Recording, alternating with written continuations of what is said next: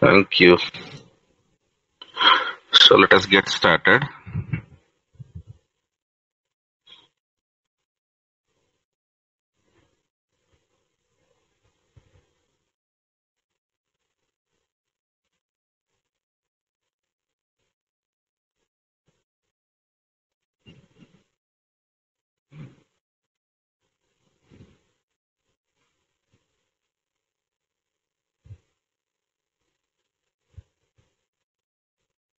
Hi, hi. So,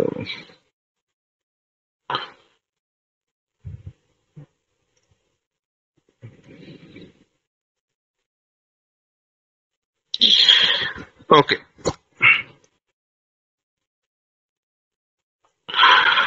Right, guys. So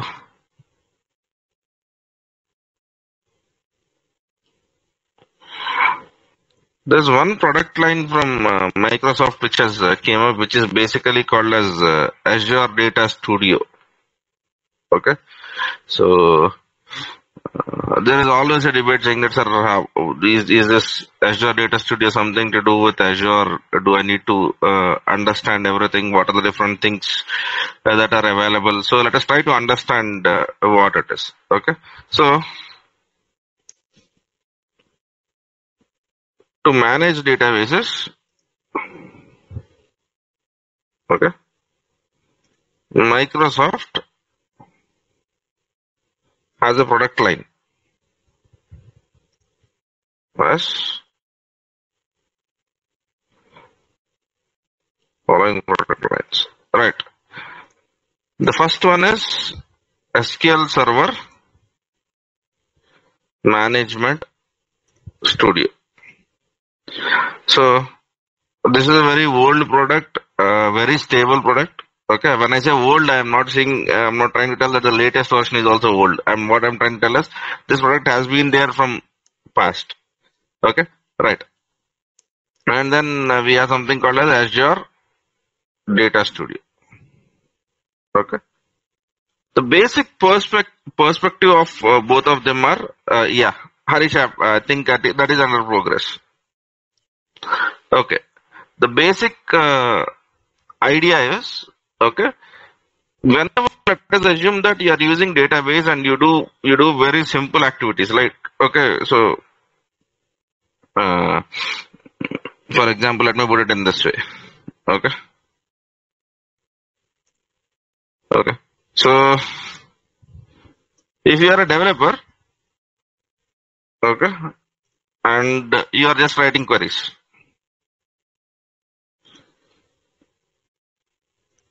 you are just or querying database.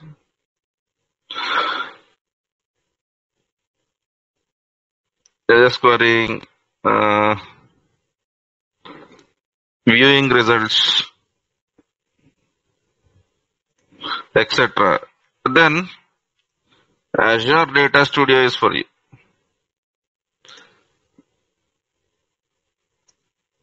If you are doing hardcore DBA activities, okay, then SQL Server Management Studio is for you.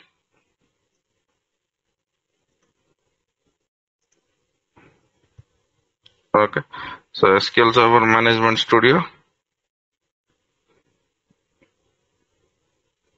and Azure Data Studio.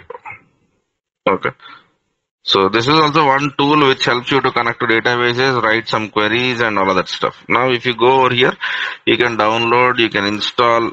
Okay, so for example, this is available on Mac. Okay, so it has its own set of features. Okay, so you have all the set of options. Okay, right. So you can connect to various different databases also with that. Okay, so that is the basic idea of Azure SQL Studio. Okay, so using Azure SQL Studio, you can connect and connect with. I'll think I can show you some of the quick starts. Okay, so not only what do you call Microsoft SQL Server. Okay.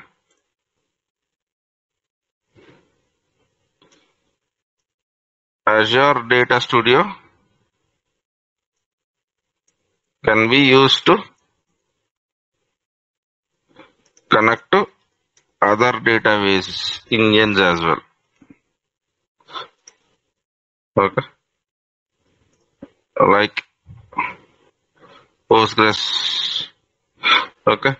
SQL Azure Data Warehouse or Azure Synapse is what we should call it, but I'll still write it as data warehouse. Okay. So that's the basic aspect of it. So you can connect using Azure SQL Studio to various different kinds of databases. You can connect and query them and all of that stuff. Okay. So right. Okay.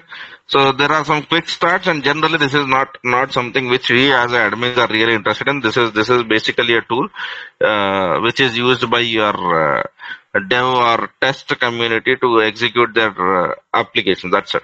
Okay, but still it has a name Azure in it, so I'm bound to speak about it. In that way, I'm basically looking at it. All right. So fine, data warehouse. Fine. The next one, Azure. Okay, let me speak about this topic. How about Oracle database in Azure?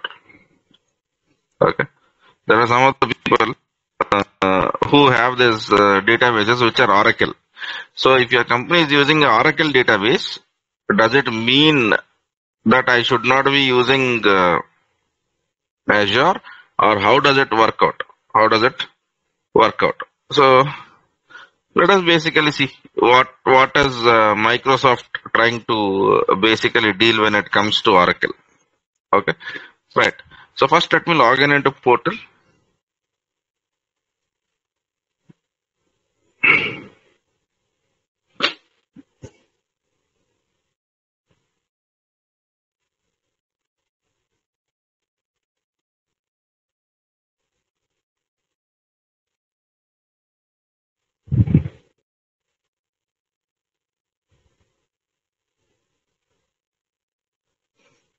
Come on, man.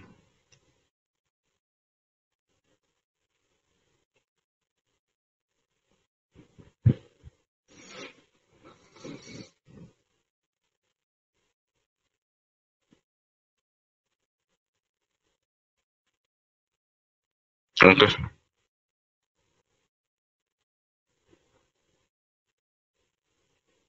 Right. So let me go into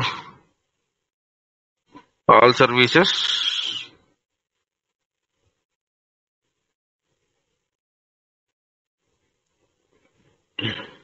Okay. And basically, let me go into something called as marketplace. Let me navigate to something called as marketplace. Okay.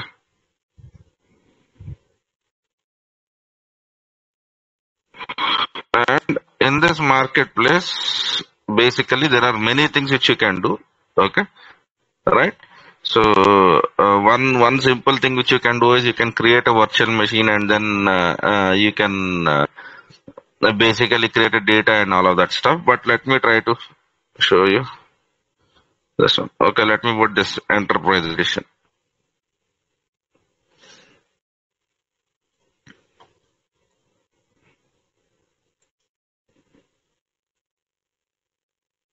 Okay. So using this option, you can create a virtual machine, and this virtual machine will have Oracle installed in it. This virtual machine will have Oracle installed in it. And now,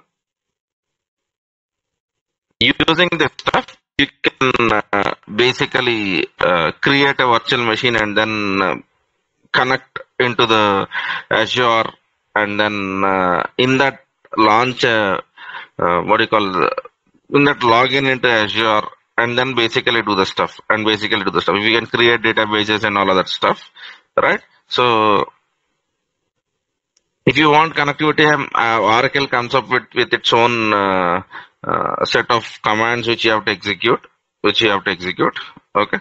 So let us do one thing.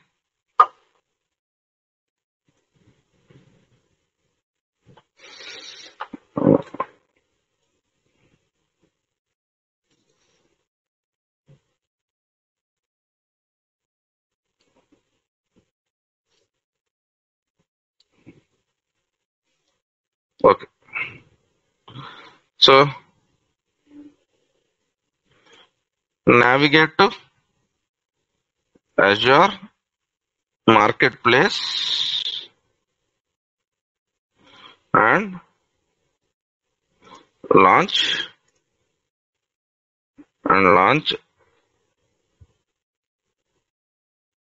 Oracle databases. Launch Oracle DB. Okay. So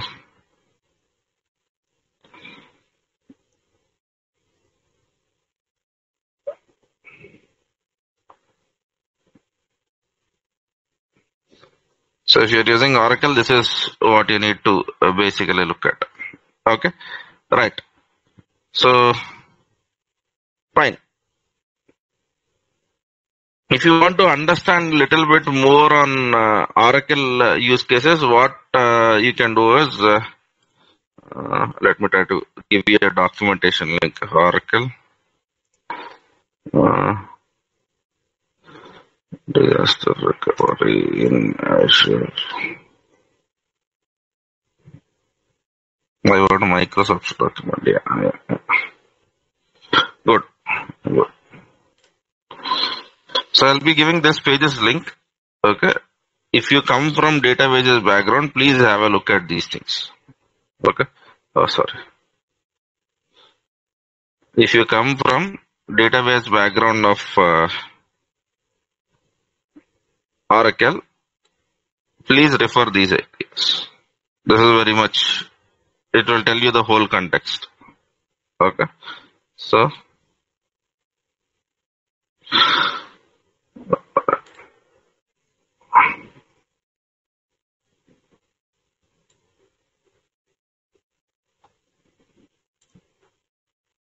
okay.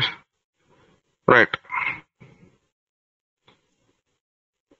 Navigate to Oracle solutions over here.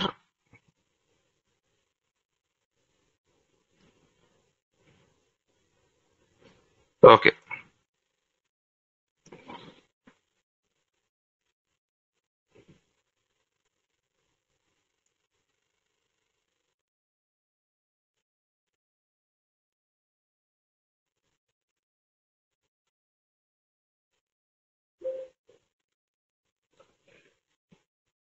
Yeah.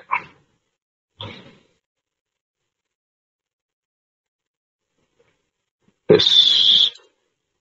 Okay. Right. So this is basically what are the options which you have for Oracle, right? If you come from Oracle database background, look into that. Otherwise, Oracle is just a virtual machine in the case of Azure. Okay, but Azure gives you necessary documentation so that you can do all such activities when it comes to how do you connect to Oracle, how do you connect to Oracle Cloud, and all of those options are basically given.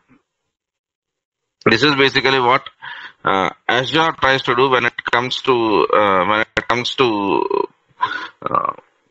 the Oracle databases. When it comes to the Oracle databases, right? Fine. Let me speak about Azure Cosmos DB. So, what is this Azure Cosmos DB? Where does this whole stuff come from? Okay, right. So, generally, whenever you open any databases, which we are used to generally, The data is stored in the tabular format, something like SNO, name,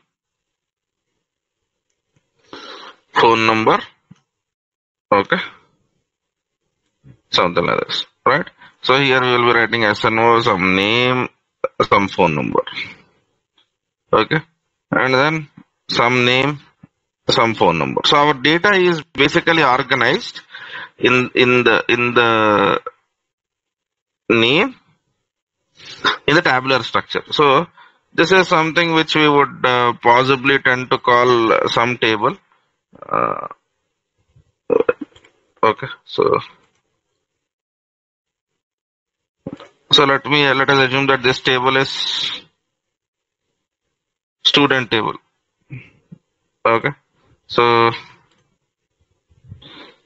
right over here we will have course table. Okay, so name. So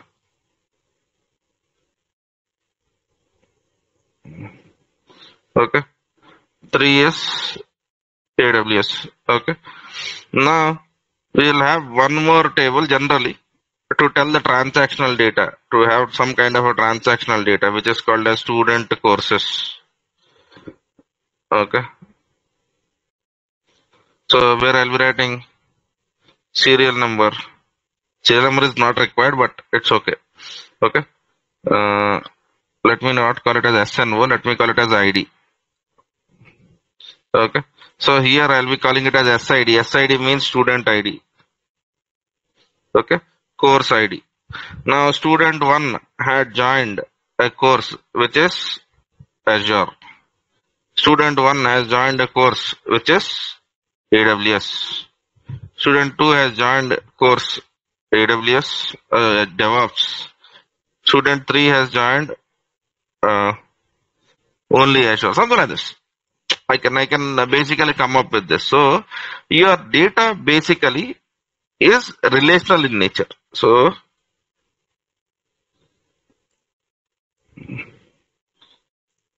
for example, student ID 1 means he is speaking about the student. Okay, let us give some name.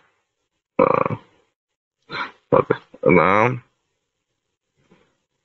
Richard Ramya. Okay, something like this. Okay, so now this is how we maintain our data, right? Generally, and these kind of data management is something which we call as relational databases. Okay, so where there is the data that is stored in the tabular formats and there is a relation between items. Okay, but there is a study that has came in a few years ago which tries to tell that every time I cannot basically go and find a data which has some kind of relation with some kind of relation. Okay, so we want a data which can store the data in some format, so that the data which is not organized or not structured also should be able to store. So for that, what people have done is they have started using JSON format for that. Okay, right. So there are many kinds of data, but if I have to basically speak out, okay, so data has started being stored in the JSON format. Okay, a key value kind of a format. So in key value format, you will have a key called as ID, and then ID will have some value to it. And after that, whatever you write might not be of the same structure. It could be anything. That is one kind of a data which is basically came up, which is called as column key value database. You have a key and you will have a value. Okay, and the second one is we have something called as a document database. Okay, document database. Document databases, you store JSON documents. You store the data in the form of each record is a JSON document for you. Okay, that is something which you can do. Okay, and then quite recently there is one more kind of a database that came into play, which is called as a graph database. Okay, so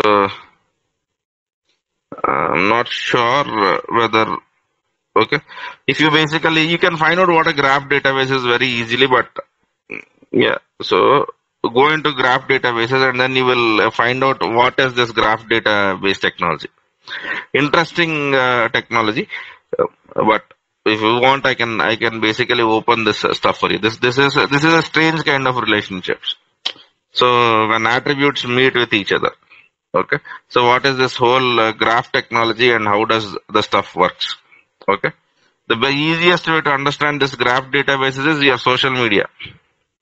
So if you're on Facebook, you are a friend of someone because some of the attributes meet, and he might be basically following someone else, or he might have some of the attributes which basically meet. So you are trying to have a kind of a data, okay, in the form of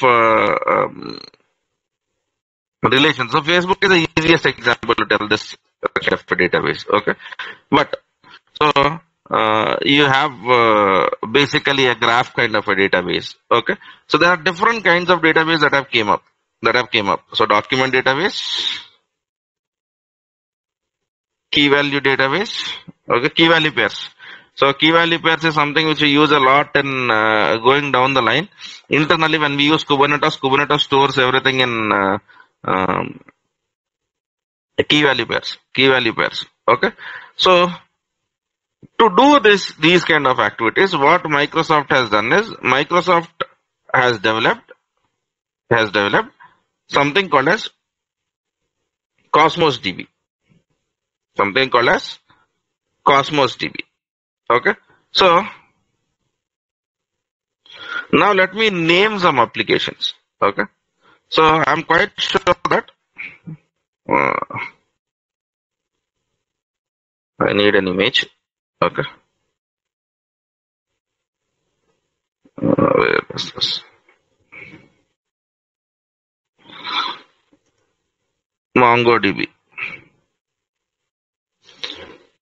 So if you want to find out what a MongoDB is a very popular NoSQL kind of a database, right? So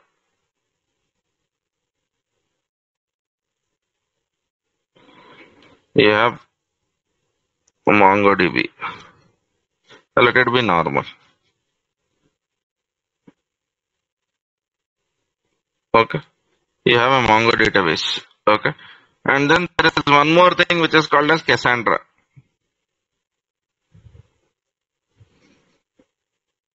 Okay, this is from Apache community. This is also very popular kind of a database. Okay. And then we have something called as Gremlin. Okay. So for the people who don't know it,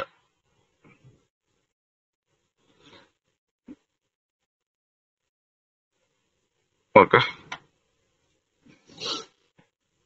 Yeah. It comes as a result to your graph traversal. For graph kind of databases, we will have Gremlin kind of applications, right? So there are many different stuff. So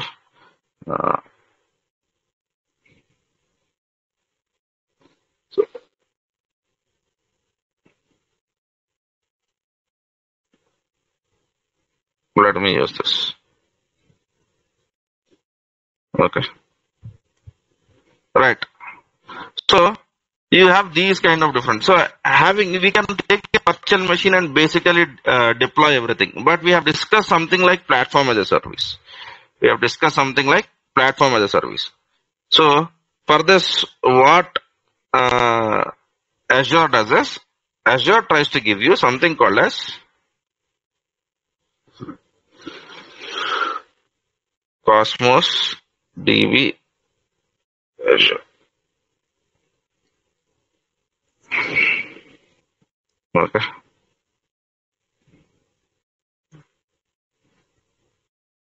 Good. So this is looking better, right? Okay. So Azure has something called as Cosmos DB. And from this Cosmos DB, you can have any of this stuff. So you can have, let me add some more stuffs also. I'll make all of them smaller at one shot. Okay. So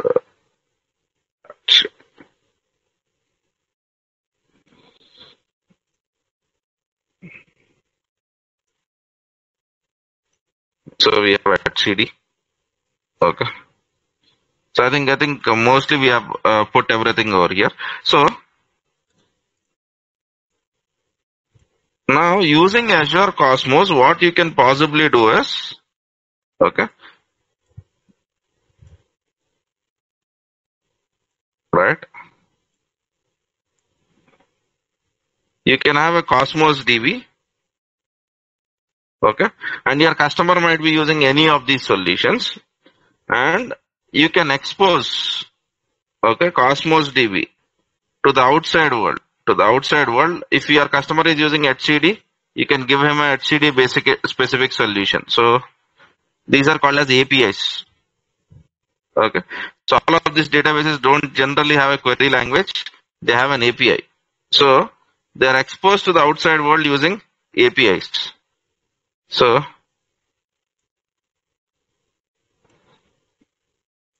okay. So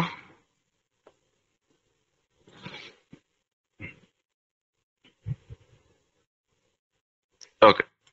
So you can have HTTP API for Cosmos DB. You can have MongoDB API for Cosmos DB. You can have Cassandra API for Cosmos DB. You can have a Gremlin API for Cosmos DB, and you can have something called a stable API for Cosmos DB also, right?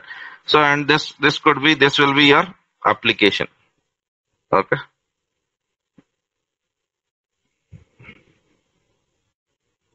Okay. Let me basically do. So this is your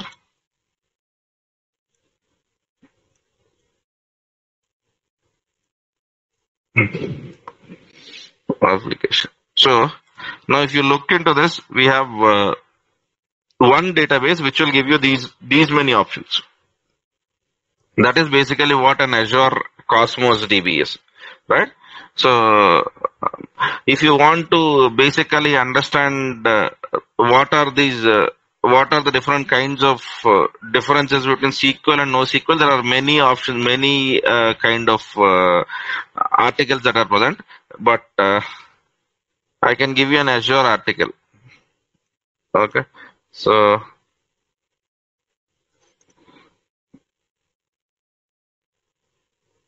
understanding differences between NoSQL and SQL. Azure. No, good. So I like the Microsoft documentations a lot. Okay, right. So for SQL versus NoSQL, refer here. Okay. So if you go into that documentation, it will try to tell you a lot of things. So it will try to tell you, okay, what are the different things that are basically available? How is the data organized? Okay. So how do you have relationships? Okay. And what are the different stuff that came into play? So this is a very interesting concept as such. So you can basically go with this to understand what is this whole NoSQL all about. Okay, NoSQL all about, right? Okay, right then. So let us come back to our problem. So Azure Cosmos DB, you can store any of this, and your application can use Azure Cosmos, and they can use as if they were using the existing application in their organization. So where is it?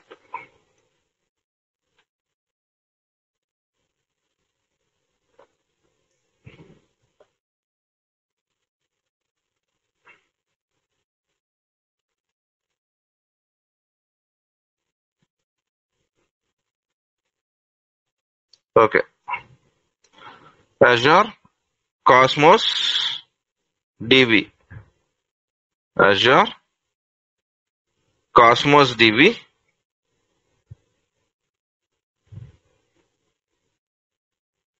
okay, has API support for, okay, MongoDB, Cassandra, okay, and Gremlin, etcd, and then they have something called as table, and then they have something called as table. So you can use any one of them. You can use any one of them. So you can use as if your application is basically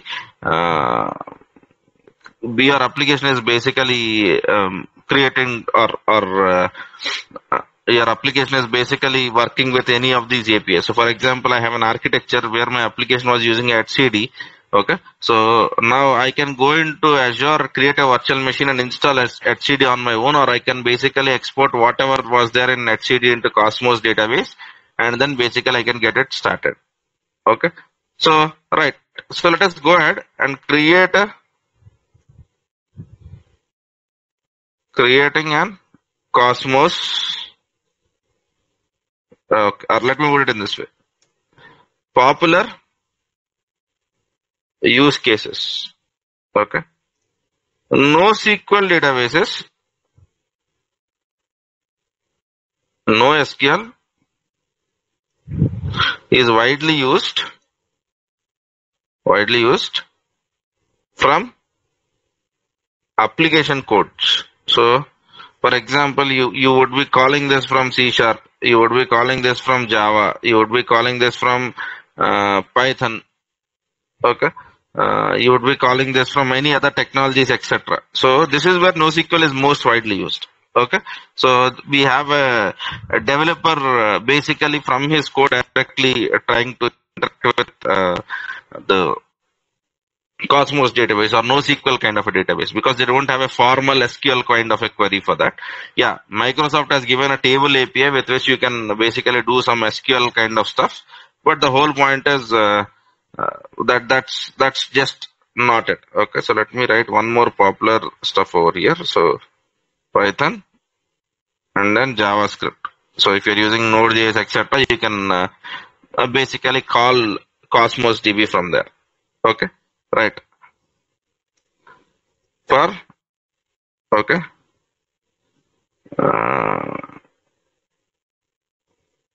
big data, ML, etc. Okay, NoSQL databases are widely used. Widely used. Okay. So this is basically where it comes into play. Okay. So now let us look at basic options. Creation. How do you create Azure SQL or Azure Cosmos DB? It is very simple, right? So you go all services. Okay. And then you try to tell Azure Cosmos database. Create an Azure Cosmos DB account. Create that.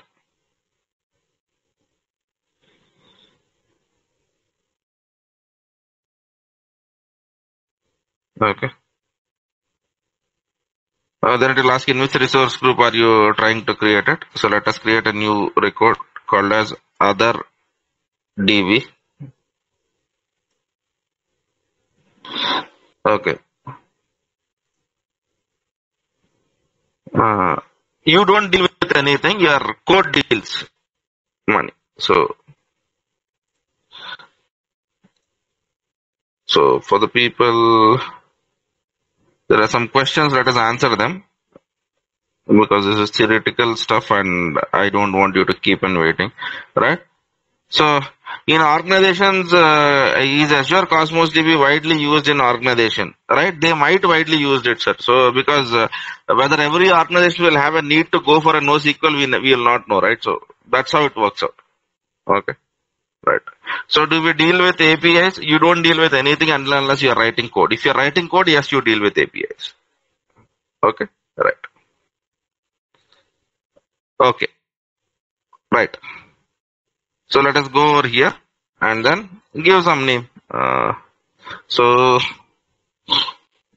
I would try to tell that, okay, I want to create an account which is called as Qt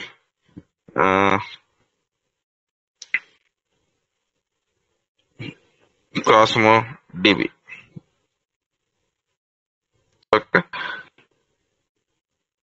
Now, over here it asks which API do you want. You are using a database, fine. But to use this, what is the database which you want? What is, do you want this database to expose with which API? Do you want to use it as the core SQL stuff, which is table API, or do you want to use it as MongoDB, Cassandra, or Gremlin? Okay, so I'll probably let me try to tell that I want to use it as Azure Cosmos. Then it is asking, do you want notebook preview?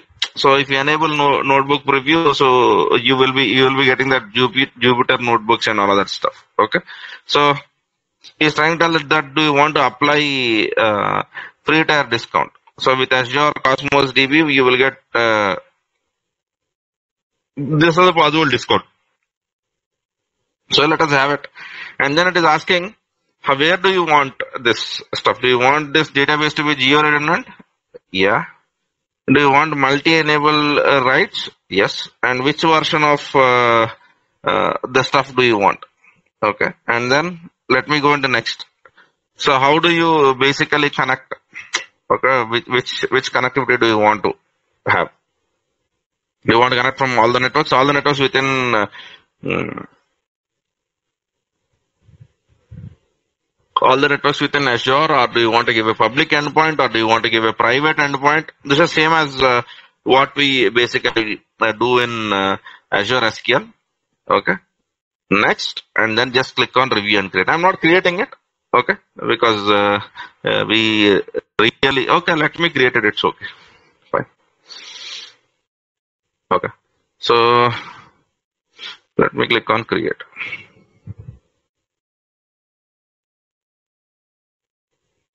Okay. So if you go with the production, you will get some other features, but let us just wait for this to be created.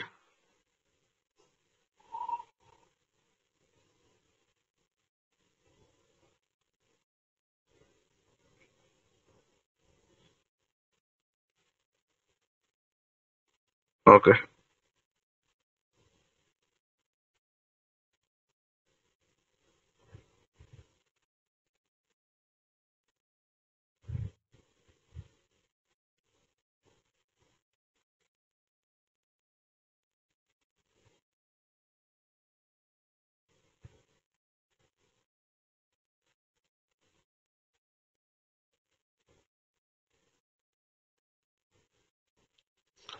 Okay. Let us wait for this stuff to be created.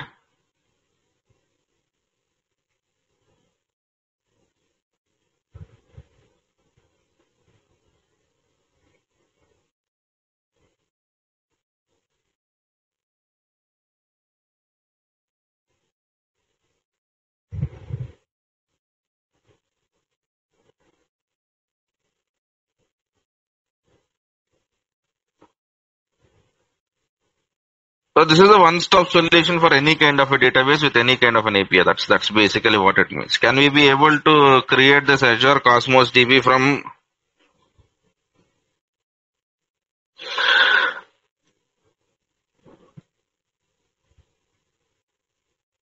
Mani? Do you know Terraform?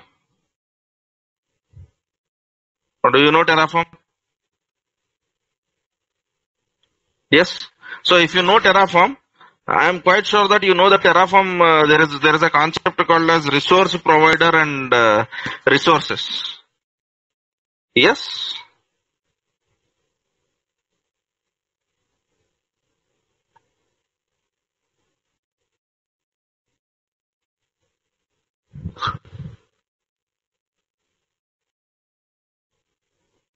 So please go and check there.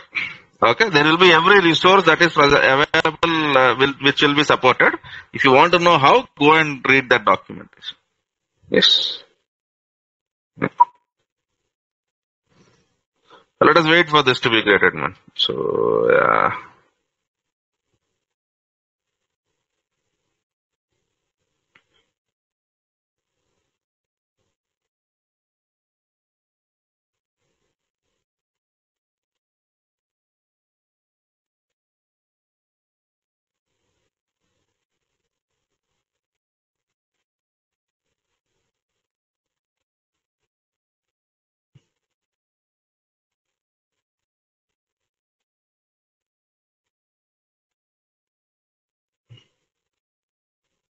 Okay, right. So let it create.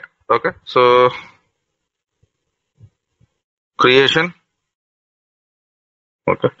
The only thing which we need to basically do is all services, Azure Cosmos DB, and let me basically give a screenshot of this.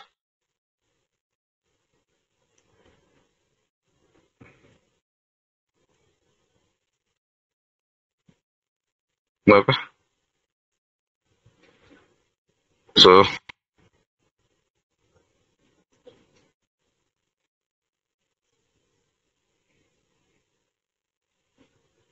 right.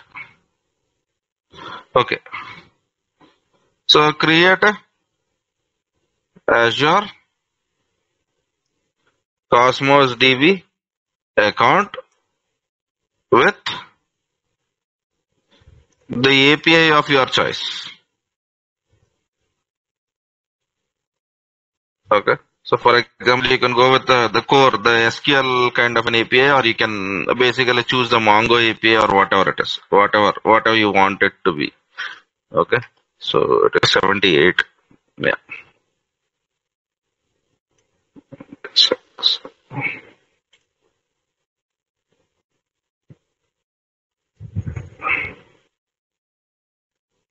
Right. Okay. So is it done? Okay. It is still in the process of creating. Okay, fine. Let us not basically get into this whole stuff, but let me try to see some of the activities which we can perform on Azure Cosmos DB. Okay, so first thing which you basically try to work on is something called as global distribution. Something called as a global distribution. In global distribution, what happens is you have your database in one region, but you can set the multi-master mode, which means that you would have different regions where your database is present.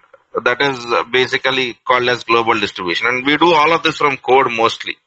Okay, so this is your developer's area of control mostly. Okay, and then so there are some consistency levels that come into play and all of that stuff, but you can always change your stuff. Okay, right? So whenever you are working with NoSQL, two things can happen. One is you have something called as partitions, and then you have something called as scaling. You have something called as scaling. Okay, partitions and scaling. If you want, this is a concept which is the same in kind of in the case of any NoSQL kind of an application. So basically, you can scale your databases and all of that stuff, right? So all of that will come with a concept which is called as partitioning. So there are if you go into any NoSQL database, or Microsoft also tries to give you that. So they have something called as logical partitions, and they have something called as physical partitions. Logical partitions and physical partitions. And if these partitions are present across multi-regions, they call them as partition sets. If you are not understanding anything, wonderful. Fine. But if you come from NoSQL word, I am quite sure that you are understanding what I am trying to speak about. Okay, right. So basically, my whole point with respect to this is Azure Cosmos gives you all of these benefits. Okay, right. Man, why is it taking this much of time?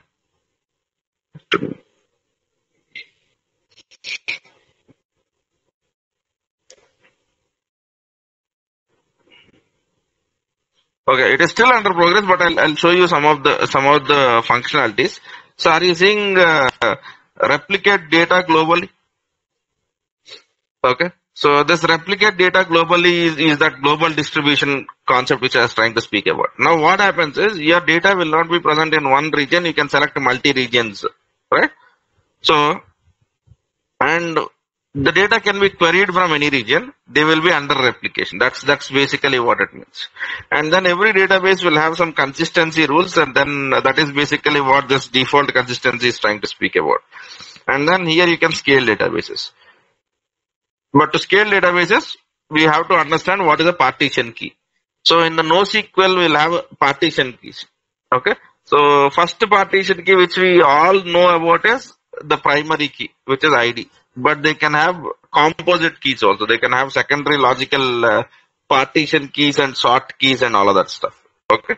So the whole point is whenever your application is doing anything with respect to NoSQL, graph database, anything with respect to document database, you can blindly go to Azure Cosmos DB. That's the basic stuff which we are trying to understand over here. Okay. So create a database. I think it would take some more time.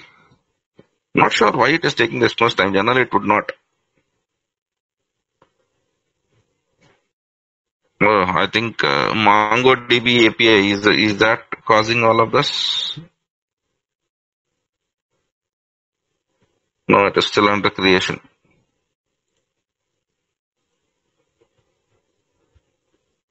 Okay, fine.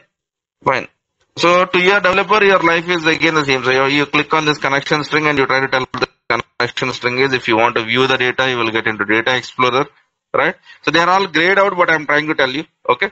And then the collections which you can browse or which you can share, okay? And then you can always basically look into what is your partition and what are the different things which you can do with the partition. That can be done on the Cosmos database. That can be done on the Cosmos database. Okay, right. One thing, while it is under creation, okay, let me go to home, all services. Okay, right. So we have. Okay, while it is under creation, I'll come back to that once it is created. But this data warehouse I'm not creating. Okay. So, data warehouse. Okay. Data warehouse is also relational. There is no doubt in that. Data warehouse is also a relational database. Okay. But the whole point is, here, when it comes to relational databases, the kind of data which you are speaking about is not that simple or straightforward kind of a stuff. That is basically what we mean. Okay. So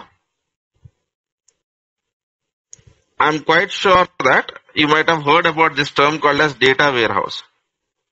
Okay. So Azure gives you support for data warehouse. Azure also gives you support for data warehouse. And Azure's data warehouse, now they are basically calling it as Synapse Analytics. They are calling it as Synapse Analytics. Okay. So let us try to see what are the different things which you can basically do with this stuff. Okay. So Azure Synapse Analytics. Okay. So first of all, what is this whole Synapse Analytics? Okay. It is a analytics service which brings data warehouse and big data analytics together. That's the whole idea. Okay. So the basic concept of Azure Synapse or Azure Synapse Data Analytics is that has brought in together the data warehouse and also the analytics. So I'll go to the Microsoft's documentation itself. Okay. Azure Synapse Analytics.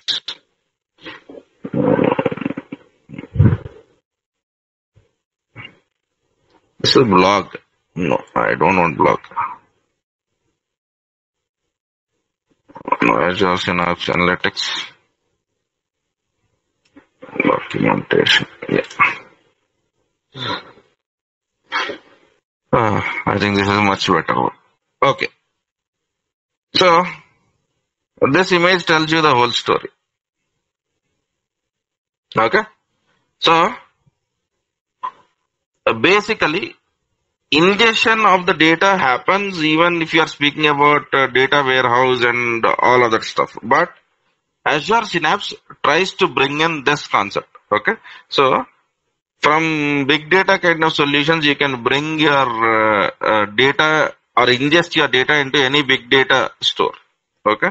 You can prepare and train, and then from that you can build a warehouse, or you can directly use any one of them. So basically the whole point is these are the different kinds of applications which your organization is having, and now by taking the help of them and big data concept as such, they try to build this whole series of applications, and then which will be very much useful for you to build the application, to build your application which require some kind of analysis, some kind of analytics. Okay, that is basically what this whole idea is. So if you are working on a data warehouse, okay, earlier we used to call this as Azure SQL data warehouse. Okay, so where we used to just have a data warehouse and few big data components, but now they have completely integrated with each other. Many organizations try to build this kind of an architecture, okay, as a part of their project. But now we get all of this inbuilt in your data warehouse. So you use the existing analytics tools, but your data is coming from various different sources. You really need not do too much of ETL now, which you used to earlier do to convert the data from one source to other source. Now you can use big data for that. Okay, so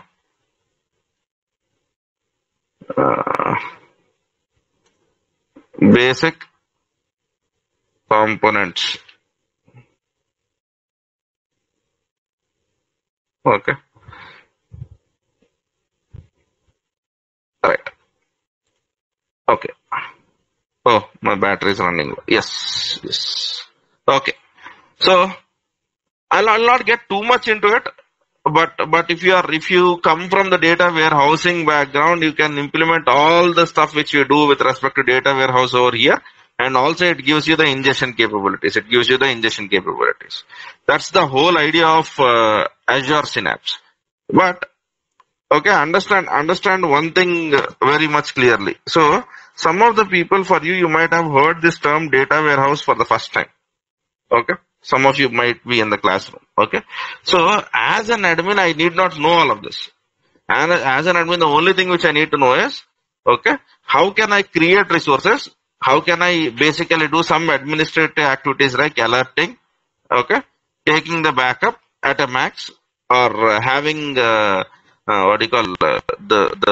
backup and restore of it. So that anyway we will learn it. So rest of the things, if you come from this world of big data and if you come from this world of analytics, then this is going to help you. This is how we do in Azure. That is what the whole stuff is all about. Okay. Similarly, when I speak of Cosmos database, if you know on how to create a Cosmos database, that is more than enough. Okay. But the whole point is, because this is developer's playground. You create a Cosmos database, you ask what API does he want, you get him created, done. So there is some error that might have happened, man. It will not take this much time. Yeah. Okay. So I was saying it tries to tell that if you are using code, this is how you connect to. Okay. So if it is Python, if it is whatever it is. Okay. So replicate data globally. Where do you want this data to be replicated? Okay. You can configure multi-regions. Okay. And then there is something called as consistency levels. Okay. So whenever you are writing into multiple databases, how do you want your consistency to be? Okay. So That's basically what it tries to speak about. Okay. So he's trying to tell that East US session writes, then what happens? West US session writes, what happens? It is trying to show you the consistency levels.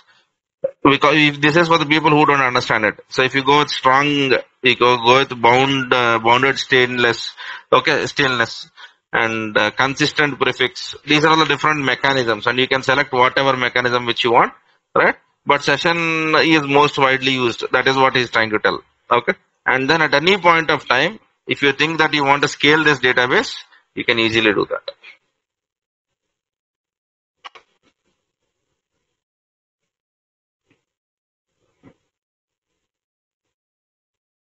Okay, so you can basically do whatever options which you want with respect to that. So this is what a Cosmos DB or a NoSQL database or document database. So whenever you are speaking about the non-relational kind of stuff, that is what it has. Okay, I have one more database to speak about, which is called as cache database. That is something which we will speak in our tomorrow's class. And once we try to understand what that cache databases, we'll look into other database options, and then we'll get into administration, which is operations. Okay, what are the administrative operations which we need to look out or watch out for? Okay, right, sir. Okay, so these things, the only thing which you need to understand is what are the different options available. Okay, so as an admin, your life is simple over here. As an architect, you need to know a little bit. That's basically what the whole stuff for today's class, and what has happened in yesterday's class is also same thing. But what is going to happen in tomorrow's class? Half of the class, same story. But rest of the half of this class, if from there on till I think for the next approximately 10 days, we would try to understand what are the operations or what are the administrative actions that need to be done. Okay. We will all look into that, but right now we will not look into that. I'll try to speak about that when the time comes. So Harish, don't worry about it. Okay. Do developer writes ARM templates? He can, but it is our responsibility to write ARM templates. If developer starts writing ARM templates, developer starts deploying your applications, then what will you do? That is my question. Okay.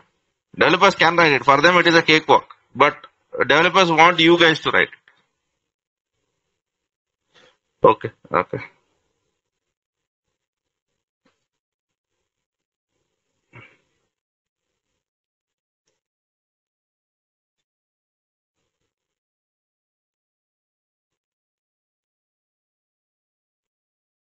That is an image. Okay, but still, I said I promised I'll be giving you a link, right? Share it, right? Okay.